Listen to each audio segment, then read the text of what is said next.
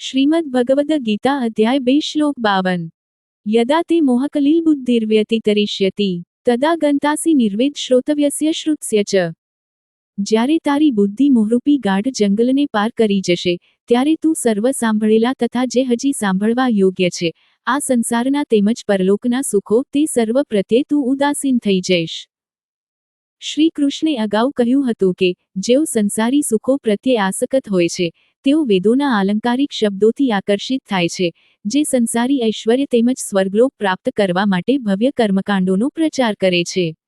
શ્લોક નંગ 2.42-2.43 પરંતુ જેમની બુદ્ધિ આધ્યાત્મિક જ્ઞાનથી પ્રકાશિત છે તેઓ સાંસારિક સુખોને દુઃખોના અગ્રદૂત માનીને તેની ઝંખ ના રાખતા નથી।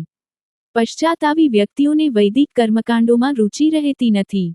મુંડકોપનિષદ કહે છે પરીક્ષ્ય લોકાકર્મચિતા ન બ્રાહ્મણો નિર્વેદમાયા નાસ્ત્યકૃત કૃતેન 1 ફેબ્રુઆરી 12 સકામ કર્મોથી પ્રાપ્ત થયેલા સુખો વર્તમાન જીવનમાં તેમજ દૈવીય લોકોમાં અલ્પકાલીન તથા દુઃખોથી મિશ્રિત હોય છે એ જ્ઞાત થયા પશ્ચાત જ્ઞાની સાધુઓ વૈદિક કર્મકાંડોથી પર રહે છે।